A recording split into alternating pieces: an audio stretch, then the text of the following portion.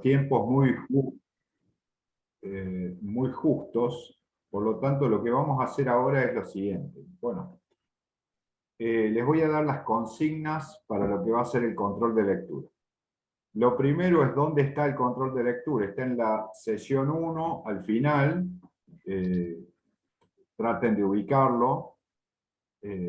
Va a estar habilitado en 1 minuto aproximadamente. A partir de las 17:45 se habilita el cuestionario. Son básicamente múltiple opción, la mayoría, y algunas verdadero o falso. Si alguno tiene alguna pregunta que no entiende o quiere una aclaración, pues me pregunta. Yo voy a estar acá silenciado, pero voy a estar atento. Y dos cuestiones importantes. Primero, tienen 60 minutos, van a tener, porque son 25 preguntas. 25 preguntas es un control de lectura, lo cual quiere decir que pueden usar el material, pueden usar los apuntes, ¿sí?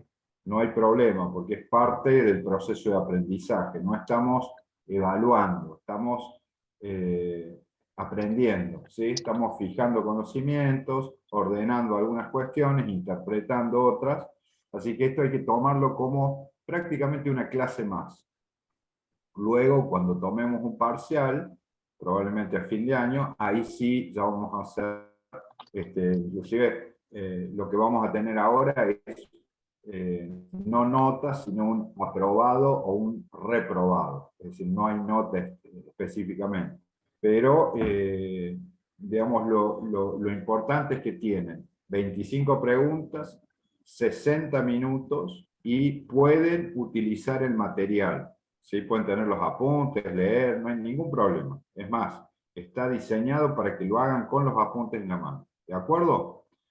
Así que fíjense si todos ubiquen, por favor, el cuestionario en el campus virtual y ya a partir de ahora ya pueden comenzar a completarlo porque ya empieza a correr el tiempo. Tienen 60 minutos, ¿sí? ¿Qué les va a sobrar? Les va a sobrar. ¿Alguna pregunta? Bueno.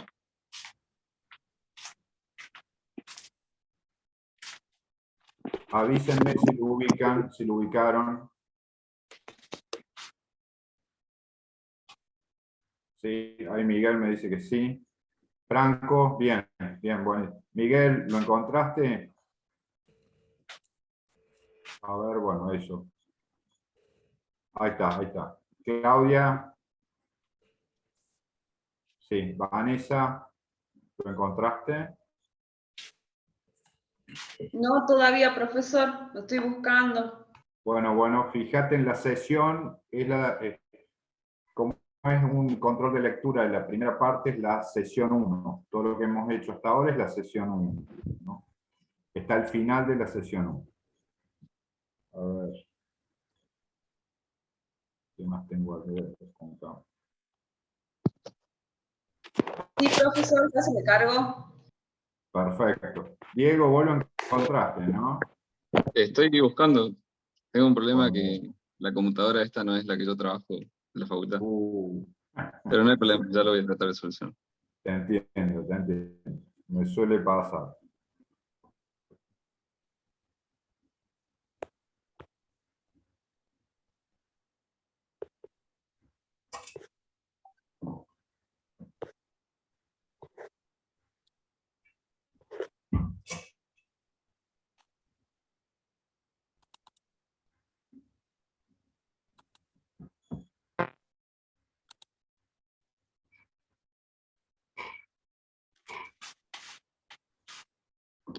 Un detalle importante para esta evaluación y después los parciales. Es importante que traten de tener la cámara encendida.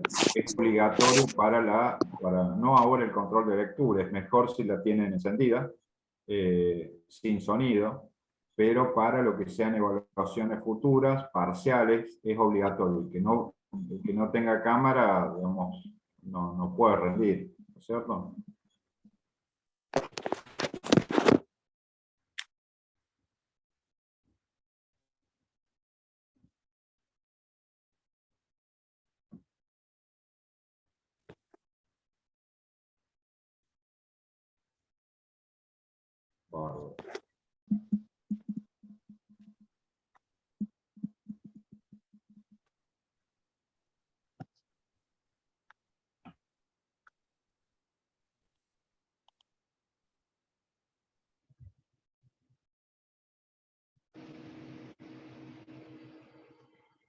A ver, vamos a ver si hemos registrado.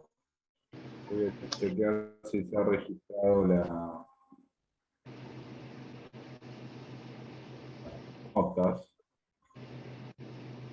Tienen nota, pero insisto, no se consideran las notas en el promedio final. Es simplemente aprobado, con 4 es aprobado o no aprobado, ¿sí?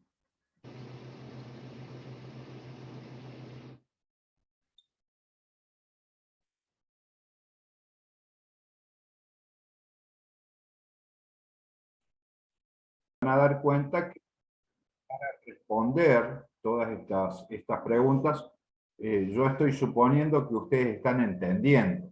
Que ustedes están entendiendo, por ejemplo, que no es lo mismo el enfoque sociológico de la Escuela de Chicago que el enfoque del delito como acción racional, ¿no? Es decir, evidentemente sabemos, tenemos el título de que son dos teorías distintas, pero con eso no nos basta. Está bien para empezar, y dice, bueno, hay una que se llama así, otra así. Ahora, una vez que tenemos los títulos, tenemos que ver, bueno, ¿cuál es la diferencia? Porque no es lo mismo poner hincapié en cuestiones ecológicas, como hace la Escuela de Chicago, por ejemplo. Ecológicas me refiero al urbanismo, a los barrios, al hábitat, y a su vez vamos hilando cada vez más fino. Decimos, bueno, Chicago evidentemente va a ser precursora en lo que es, digamos, tener en cuenta el hábitat. Pero obviamente eso, los contextos digamos, de Ciudad de Córdoba, de Ciudad de Salta, no son Chicago. Entonces nos sirve como una aproximación, y en el caso de Chicago, que tiene mucha población negra, afroamericana, que tenía en la década del 30, del 40, mucha población migrante, migrante inclusive europea, no solamente migrante afroamericana del interior, porque ustedes saben que era un polo industrial muy importante. Entonces eso va a ir haciendo que los teóricos, digamos, de la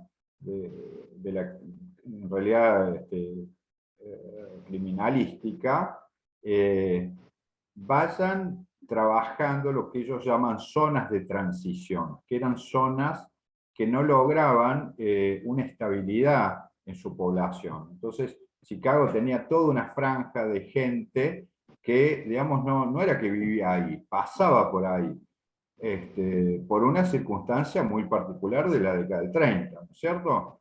Seguramente Salta debe tener algunas zonas de ese tipo, de asentamientos, que se podrían comparar con una zona de transición. Entonces, a partir de ese fenómeno que ellos empiezan a hacer los mapeos, hoy todos lo estamos utilizando, bueno, en Salta, en Córdoba, los mapas de calor, todo eso tiene su origen en la Escuela de Chicago, ¿sí? En esos primeros enfoques ecológicos, urbanísticos, ¿no? Eso por un lado. Por ejemplo, la otra escuela, como es la escuela del delito como acción racional, pone mucho hincapié en lo que se llama el costo del delito. El costo del delito, es decir, no se ocupa tanto de cuestiones urbanísticas, asentamientos, si son migrantes, si son afroamericanos, si son latinos. Probablemente en Salta tengamos poblaciones migrantes también. Están muy cerca de la frontera con Bolivia, están cerca de la frontera con Paraguay, más o menos cerca de la frontera con Chile.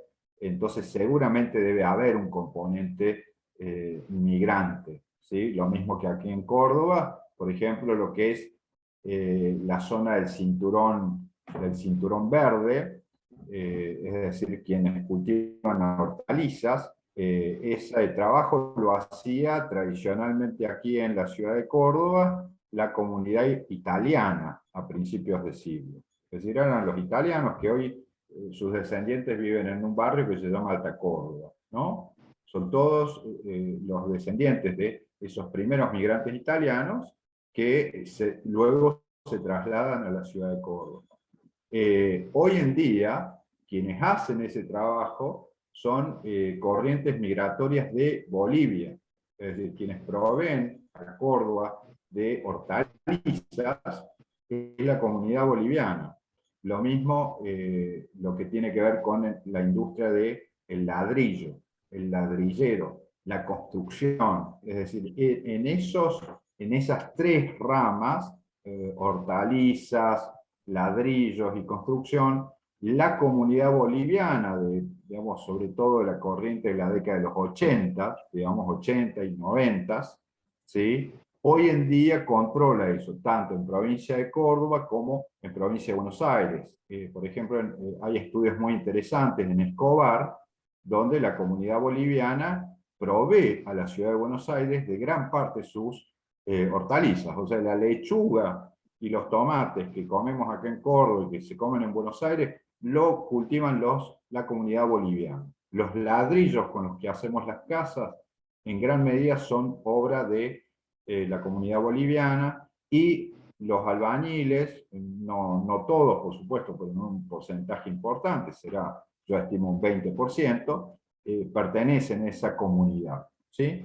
Es distinto el caso, digamos, de los fenómenos de marginalidad que se van a dar en Norteamérica, por distintas razones. Ya lo vamos a hablar esto. Adelanto simplemente esto. La primera cuestión es que esa comunidad, para poner ese ejemplo, después está la comunidad peruana, que es menor, pero también era importante. En Buenos Aires está la comunidad paraguaya, que es importante. En el sur está la comunidad chilena, que es muy importante. Digamos, en el caso de estas comunidades, que no inciden, por ejemplo, en la tasa de delito, a diferencia de lo que es la comunidad afroamericana en Chicago, ¿sí? Es decir, no es que tengamos un índice alto de criminalidad entre las comunidades. Entonces nos tenemos que preguntar también por qué en Argentina eso no es como es con los afroamericanos o algunos sectores latinos en Norteamérica, ¿sí? Y es muy interesante el tema, muy interesante, fundamentalmente porque estas comunidades es un tipo de migración autoempleada. Es decir, ellos mismos se generan su empleo y su industria, su empresa, ¿sí? Son autónomos, equivaldrían a monotributistas, ¿no es cierto? Y tienen inclusive la Universidad de General Sarmiento ha hecho un estudio interesantísimo en el partido de Escobar en Buenos Aires, donde, por ejemplo, ellos han estudiado que la comunidad boliviana tiene menos propensión al consumo y tiene una gran tasa de ahorro. Y al tener una gran tasa de ahorro, tiene una gran tasa de reinversión en la empresa.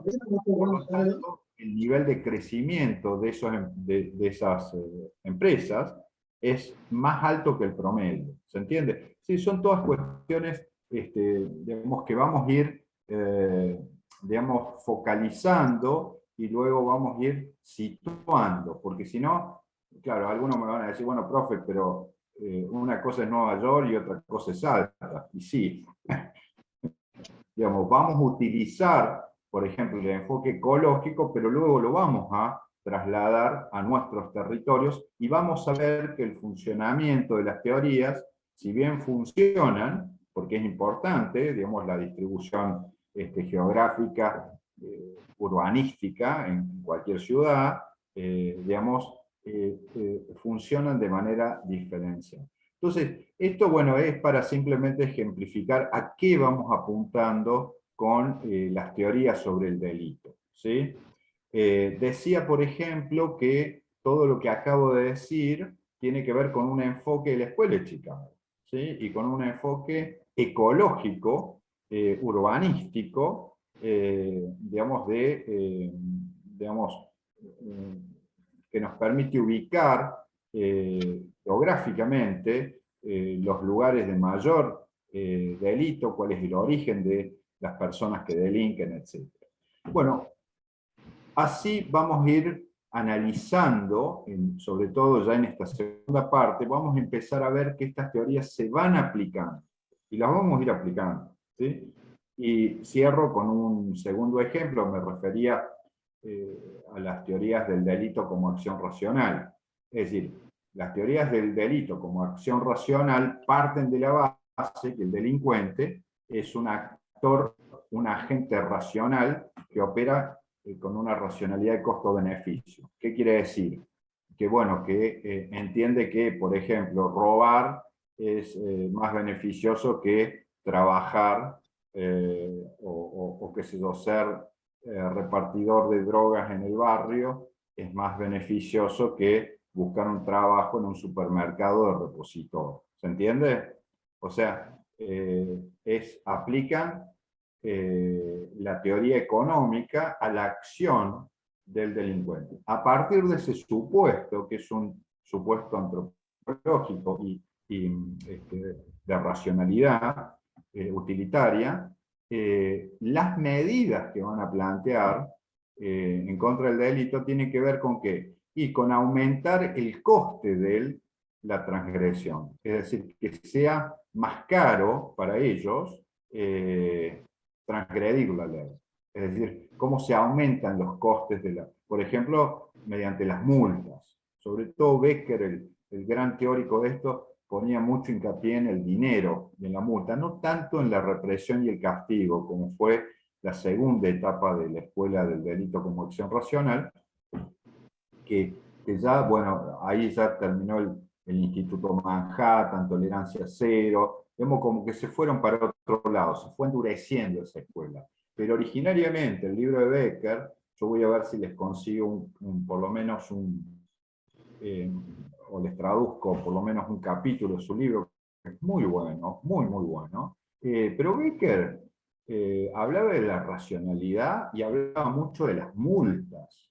O sea, él elogiaba, digamos, el tema de marcar la transgresión mediante el perjuicio económico, ¿no es cierto? Pero bueno, eso después se fue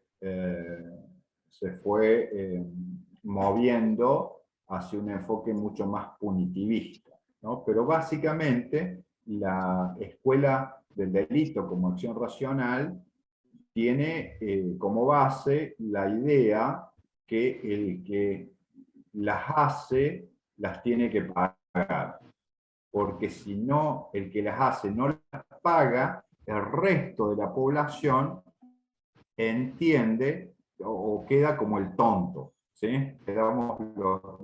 Los ciudadanos quedan como los tontos, ¿no? Es decir, es un poco un problema que se ve en la política actualmente, que se ve, digo, con mucha claridad. No digo que sea lo mismo ni que la clase política sea una clase delictiva, pero a veces se habla como si lo fuese, en el sentido que acá hubo un caso muy, muy importante, muy resonante hace unas 3 semanas, con el jefe, el presidente de la legislatura de la provincia de Córdoba, que tuvo un accidente en las altas cumbres, un desafortunado, un desgraciadísimo accidente, donde muere una maestra y las 2 adolescentes que venían en el otro auto, una ha quedado parapléjica y la otra está saliendo, creo que de peligro ahora. Esto está pasando ahora en la provincia de Córdoba.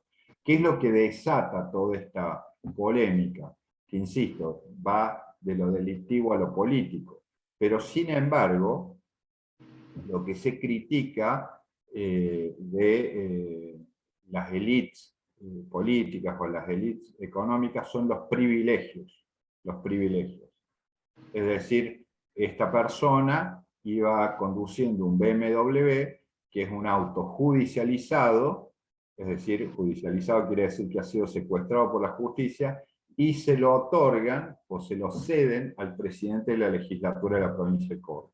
Eso ha caído muy mal en la población y va marcando un cambio en la sensibilidad de la ciudadanía. Es decir, cosas que antes se toleraban, hoy ya no se toleran, ¿no es cierto? Y se lo ve justamente como privilegio. Bueno, análogamente, ¿cuál es el punto de relación con la racionalidad o el aumento del coste del delito? Bueno, el punto de contacto entre el caso de este político y el caso de una persona que no paga los impuestos, o una persona que delinque y no va presa, es justamente que los costos del delito son muy bajos. Es decir, yo puedo transgredir la ley, salirme con la mía, ¿sí? Y no pasa nada. Por lo tanto, el gran acierto de los criminólogos, digamos, conservadores norteamericanos y de la escuela económica del delito, está en haber puesto el foco en el problema, que hoy es un problema muy serio en la sociedad argentina, pero muy serio, que va más allá de la criminalidad, y yo creo que ya toca el sistema político, que es el problema de la impunidad. La impunidad. Es decir, la impunidad significa, en términos de la teoría o el enfoque del delito como acción económica, significa que el coste de transgredir, el coste de violar la ley, de no pagar los impuestos, de quedarse con cosas que no son de uno, esos costes son demasiado bajos en esta sociedad. ¿Se entiende? Es decir, esta es la importancia de ir entendiendo, digamos, cuáles son los alcances de las teorías y qué podemos rescatar de una teoría y qué podemos, obviamente, criticar. Eso seguramente lo haremos más adelante. Así que bueno, gente, yo diría eso nada más, ya los dejo ir, deben estar agotados, me imagino. Los vi algunos con los apuntes ahí. Ahí Miguel me hace señas. No, ya está, ya terminamos. Supongo, no he podido ver las notas, pero supongo que les ha ido bien. No sé si alguien quiere comentar algo, cómo han encontrado, quisiera alguna respuesta respecto a cómo han encontrado el cuestionario, porque yo hago la prueba, pero ahora vamos a ver qué dicen ustedes. Se entendía, era accesible, te diría que si alguien quiere opinar, me viene bárbaro.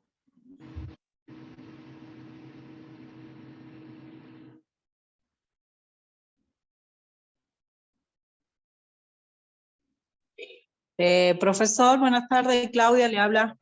Hola Claudia, te veo bien. Dale, Sí, dale. me costó un poco, muy específicas y puntuales las opciones para la respuesta, o sea, de acuerdo a cada autor. Muy bien. Bueno, esa es la idea. En general, el control de lectura es un control de precisión. ¿Qué quiere decir? Quiere decir que yo quiero medir cómo están leyendo. Y leyendo significa lectura comprensiva e ir reteniendo, porque de nada sirve que usted lea y no sepa quién es, no sé, Gary Becker. Bueno, usted tiene que saber que Gary Becker tiene que ver con el enfoque económico del delito, por ejemplo. Eso se hace leyendo lentamente los apuntes. Por eso digo que lo más importante de hoy es mostrarles cómo se espera que lean el material. Es decir, no que se le dé una leída así, bueno, queda lo que queda. No, eso no nos sirve ni a ustedes ni a mí, y menos para un curso universitario. No, ya estamos en otro nivel, eso puede ser en el secundario, podrá ser en un terciario. Acá ya no, acá tenemos que decir no. Puntualmente, qué sé yo, tal autor y tal libro son referentes de tal escuela. Referentes de tal, por ejemplo, digamos, causas de la delincuencia, Causes of Delinquency, que se llama así el libro, que es de Wilson, y que bueno, que está relacionado con la escuela de el control social. Esas cosas que para el no técnico son irrelevantes, para nosotros, que nos dedicamos a esto, son cuestiones muy importantes, porque manejan también muestran un manejo bibliográfico. No tanto porque yo les pida que vayan a leer ese libro o que lo traduzcan, sino que al menos sepan a qué fuentes recurrir para profundizar si les hace falta, digamos, un enfoque o una teoría. ¿Sí? Estas son las pretensiones, no que salgan acá leyéndose todo, pero sí por lo menos que puedan relacionar ciertas teorías con cierta bibliografía. ¿Sí? Este es un poco al menos lo que yo entiendo que es un nivel universitario. ¿Se entiende, Claudia? Sí, licenciado. Sí, gracias. ¿Algún otro comentario? ¿Les costó mucho o no? Buenas tardes. José Luis, dale, adelante. Sí, se costó bastante. Había algunas preguntas que eran muy capciosas y no podía leer. Recordaba algo de lo que hizo la pregunta. Te escucho muy bajito. Recordaba algo de lo que me decían las preguntas, pero tenía que volver a leer porque al poner dos, tres casi similares, por ejemplo, me confundía. Era muy capciosa, muy. Y esto está bien, José Luis, que lo digas. No, ser capcioso es otra cosa. Acá son sutilezas que marcan si usted ha entendido el planteo de la escuela. No es porque sí. No es ser capcioso. Capcioso es como querer engañarlo. No es engañarlo, sino decir, bueno, esto A está antes de B o B está antes de A. Y usted dice, bueno, es capcioso. No, no es capcioso. Usted leyó el apunte y lo entendió o no. Si el autor dice que A está antes de B, digamos, y usted lo ha entendido, responde opción A está antes de B. Entonces, eso también quiero que sepan, por eso insisto que es tan importante, y digamos, al menos el espíritu que yo planteo en esto, que podrá, veremos cómo funciona, pero básicamente es un entrenamiento respecto a qué tipo de lectura se les pide. Porque, insisto, una cosa es tener el título y está todo bien con el título, y otra cosa es meterse a leer el artículo y entenderlo. Entonces, ¿qué es lo que se les está pidiendo acá? O qué es lo que se les está mostrando. Les estamos pidiendo que lo entiendan. Tampoco que teoricen ni que hagamos cosas raras, pero al menos que entiendan de manera clara, digamos, los textos. ¿Cómo lo vamos a hacer?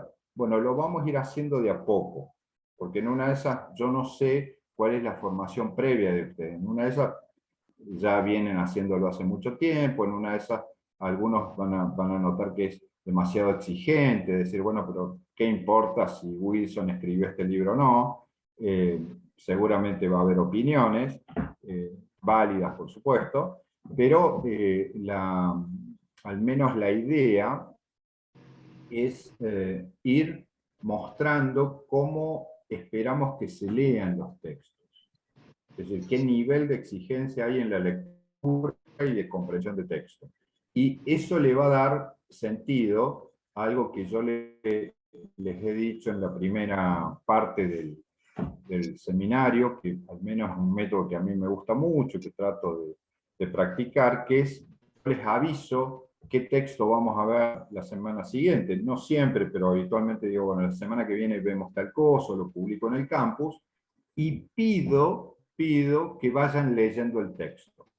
¿Por qué ahora pasa a ser importante eso? Porque como se les va a evaluar eso, ustedes ahora van a entender por qué yo pido que lean antes de la clase el texto y aprovechen la clase para evacuar dudas. Pues si no, no tiene sentido, si no se evalúa. ¿Se entiende? Entonces digo, ojo, léanlo, yo doy la clase y aprovechen la clase, y aparte que una clase, al menos en mi experiencia, una clase donde el estudiante ha leído las cosas previamente, es mucho más Hola, mira. es mucho más Mira, qué guay Se mucho más- chocho, bueno. No, entonces. es mucho más dinámica que una donde están todos ahí, donde encima con las cámaras apagadas, donde, qué sé yo, si me escuchan, si me dan bola, no, es muy difícil tener una vuelta, ¿se entiende? En una de esas no entendieron nada, no les importa nada. Bueno, la idea que yo les planteo es justamente esta.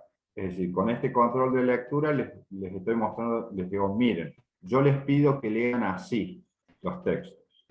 Leanlos así, les pido que lean antes de clases, ¿no es cierto?, los textos, que aprovechemos el espacio que no es mucho, es una horita, por 1 horita 15 por semana, va a pasar rápido, vieron que ya estamos, no sé, hace un mes y medio, 2, que estamos, ya se pasó volando, y la idea mía, y en esto yo soy medio de la escuela norteamericana, porque he estado por el norte también, el objetivo mío es que ustedes lleguen al fin del curso entendiendo y manejando ciertos elementos. No es porque sí que les pido esto, es decir, la idea es que ustedes, cuando terminen el curso, tengan una cajita de herramientas que antes no tenían. ¿Se entiende? Si no, es una estafa esto. Es decir, bueno, yo a veces le digo a mis estudiantes de Córdoba, y si no, hacemos de cuenta que yo enseño, ustedes hacen de cuenta que aprenden, digamos, y todo bárbaro. Bueno, no es la idea de fingir que yo les trato de explicar cosas y ustedes fingen que tratan de entender. No, la idea es que realmente vean la utilidad de estos elementos. Yo entiendo que hay muchísimo material que, ojo, a mí me mueve también el afán de formar a nuestra gente. Formar, digo, nuestras fuerzas policiales, nuestra gendarmería, todo eso. Digo, necesitamos una gendarmería, una policía, acorde con los tiempos, ¿no es cierto? Acorde con los tiempos. Y hay tanto material y tan interesante que es una pena que no les demos acceso a eso, ¿no? Digo, aprovechando estos espacios. Así que bueno, yo quiero mostrarles eso, por eso insisto, esto no es un parcial, no es un examen, ¿sí? Estamos entrando en órbita para ver qué es lo que tiene que estar claro, lo que pide la cátedra. ¿Sí? La cátedra pide, bueno, muchachos, chicas, les pido que lean las cosas de este modo. Ya en el examen final seguramente no sé la modalidad si será oral o escrita, la verdad que todavía no me han informado, probablemente sea escrita también, porque como es virtual, pero bueno, yo en resumen estimo que vamos a tener un control más de lectura y luego a fin de año vamos a tener un primer parcial. Y en el segundo cuatrimestre va a ser igual, va a ser 1 o 2 controles de lectura y un segundo parcial. ¿Esto qué es lo que me permite? Y les permite a ustedes. Me permite ir haciéndoles un seguimiento de lo que realmente están leyendo y de si realmente están aprovechando el curso. ¿Sí? No tengo otra manera de hacerlo. Y otra cuestión más. Reitero, tratemos de utilizar las cámaras. Hoy hemos tenido más gente, digamos, con la cámara encendida. A mí no me termina de convencer este anonimato de algunos, ¿no es cierto? Que no les conozco la cara, ¿no? Me parece que no está bien. Sinceramente, digamos, es mejor que más o menos yo a Miguel ya lo conozco, bueno, a Carla también, etcétera, Franco lo mismo. Así, ya me voy familiarizando con ustedes y es otra cosa. Desgraciadamente no puedo estar allá en Salta, me encantaría, créanme que me encantaría, preferiría estar allá, porque aparte me encanta el norte, pero bueno, es lo que hay, como decimos acá en Córdoba, es lo que hay, ¿qué le va a hacer? Así que gente, ¿algún comentario más?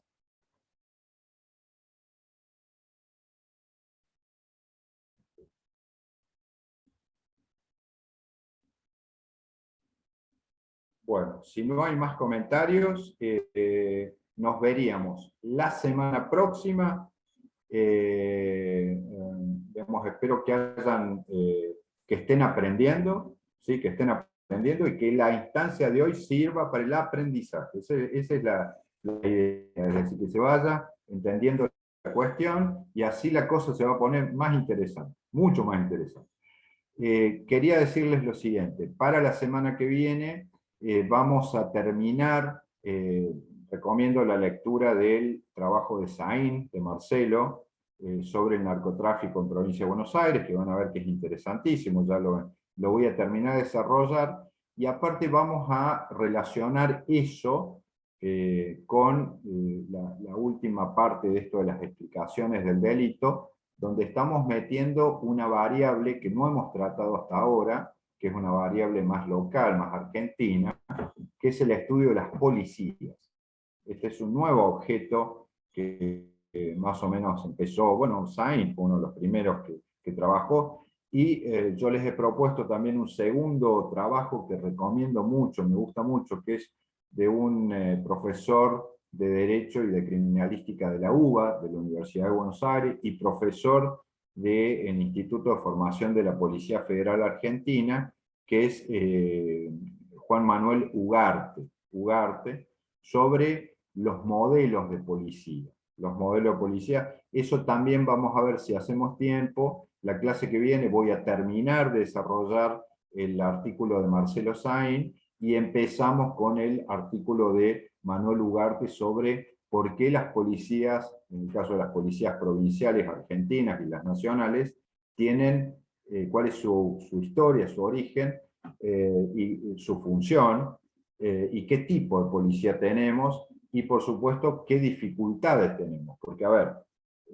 para ser más claro, Marcelo Sain lo que plantea es que la policía, y sobre todo la policía bonaerense, y en alguna medida la policía santafesina, sobre todo, son los casos que han sido estudiados, son parte del problema del delito.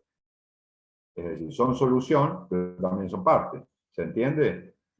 Entonces, vamos a estudiar también para evitar que eso les pase al resto de las provincias. ¿Sí? Que no le pase lo que le pasó a la policía rosarina y que no le pase lo que le pasó a la bonaerense en la década de los 80. Porque cuando se nos complica ese frente, la cosa se pone muy, muy pesada. ¿Se entiende? Los saludo entonces. Muchas gracias. Y nos vemos la semana que viene.